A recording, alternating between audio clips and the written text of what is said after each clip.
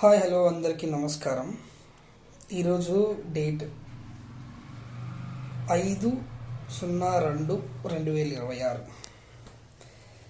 ఈరోజు ఆంధ్రప్రదేశ్లో పవన్ కళ్యాణ్ గారు మరి చంద్రబాబు గారు ఇద్దరు కలిసి ఒక ఉమ్మడి ప్రెస్ మీట్ పెట్టారనమాట.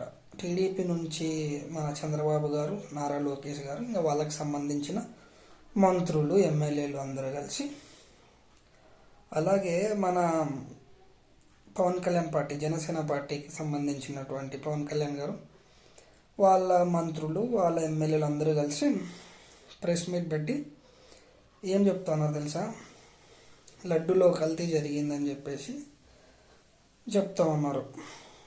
చెప్తా ఒక విలేకరి ఏమని అడిగాడు, సార్, సుప్రీంకోర్టు నుంచి వచ్చిన సిబిఐ సిట్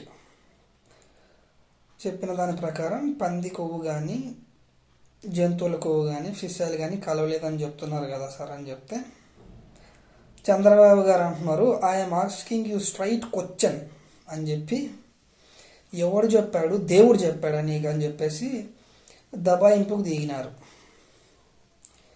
బాగుంది. అవును, ఆయనకు దేవుడు చెప్పలేదు. మరి మన సార్ చంద్రబాబు గారికి, మన పవన్ కళ్యాణ్ గారికి ఏమన్నా దేవుడు ఏమన్నా చెప్పినాడా?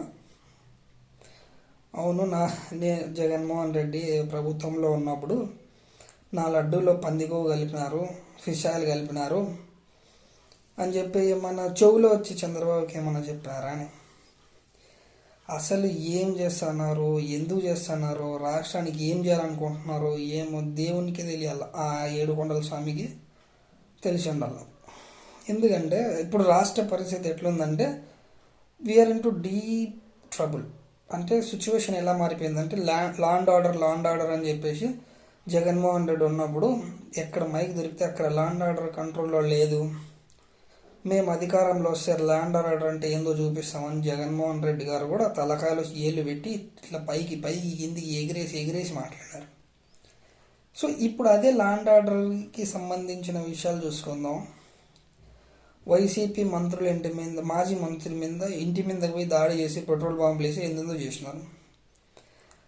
We can understand that. మనం అర్థం చేసుకోగలం. ఏంటంటే ఆయన ఏదో అనుచిత వ్యాఖ్యలు చేసినారు కాబట్టి ఆయన ఇంటి మీదకి దాడి చేసినారు, తప్పేం లేదు అనుకుందాం. ఒక సామాన్య మానవుడిగా మనం యా పార్టీ వద్దు మనకి. అప్పుడు అలాంటి సిచ్యువేషన్లో ఉన్నప్పుడు వైఎస్ జగన్మోహన్ రెడ్డి అధికారంలో ఉన్నప్పుడు చంద్రబాబు గారు మీ అమ్మ మొగుడిచ్చాడా, మీ తల్లి మొగుడిచ్చాడా అని చెప్పినప్పుడు, అప్పుడు వీళ్ళంతా పోయి వాళ్ళ ఇంటి మీద పెట్రోల్ బాంబులు వేసి దాడి చేసి ఇండ్లు ధ్వంసం చేసి ఈ దమనకాండ చేసినారా? చేయలేదు కదా. అప్పుడేమో లాండ్ ఆర్డర్ కరెక్ట్గా లేదు కాబట్టి వాళ్ళు చేయలేదు. ఇప్పుడు కరెక్ట్ ఉంది కాబట్టి లాండ్ ఆర్డర్ అందుకు వీళ్ళు చేస్తున్నారు, అంతే కదా. మీరు చేస్తున్నారు అంటే మీ పార్టీ వాళ్ళు చేస్తున్నారు. ఇంకా మన అన్న పవన్ కళ్యాణ్ అయితే రెండు మెతుకులు ఎక్కువ తిన్నాడు కాబట్టి ఆయన ఎట్లా తలకాయలు ఏళ్ళు పెట్టి, నా కొడకల్లారా చెప్పు తీసుకొని కొడతా, ఒక్కొక్క వైసీపీ కొడకల్లారా, ఎవరికి పుట్టినారు? మీ నాయనకు పుట్టినారా? మీ అమ్మకు పుట్టినారా? ఎందుకు అట్లాంటి మాటలు? మీరు వచ్చి దగ్గరగా 19 నెలలు అవుతుంది. మీరు ప్రజల కోసం చేసింది ఏందో చెప్పండి. కలియుగ దైవం వెంకటేశ్వర స్వామికి ఆ లడ్డూలో కల్తీ జరిగింటే, ఆయన కలియుగ దైవం కదా, సాక్షాత్ ఆయన ఉన్నారని చెప్తారు కదా, ఆయన చూసుకుంటాడు. ఒకవేళ వాళ్ళు కల్తీ చేసినా కూడా అసలు కల్తీనే జరగలేదురా నాయనా అని చెప్పి మొత్తుకుంటుంటే, సిట్ అది సెంట్రల్ గవర్నమెంట్ నుంచి వేసిన, అది సుప్రీంకోర్టు వేసిన సిట్ వేసి చెప్తే కూడా దాంట్లో కూడా కల్తీ జరిగింది మీరేమో తప్పు మాట్లాడేసినారు. ఎగరేసుకుంటా పోయి ఎవడో చెప్పినాడని చెప్పేసి కాదు, ఇంకోటి కాదు. అక్కడ నార్త్ సైడ్ అంతా మతాలకు సంబంధించిన ఓట్ బ్యాంకింగే ఉంది. వాళ్ళు దేశానికి ఏం చేయలేదు, మీరు ఏం చేస్తాను లేదు రాష్ట్రానికి. కానీ సో మనం నెక్స్ట్ గెలవాలంటే ఏదో ఒకటి ఉండాలని చెప్పేసి మనం చేసిన పనులు ఏమీ లేవు కదా. మంచి అని చేసిండేది ఒక్కటన్నా ఉందా? లేదు.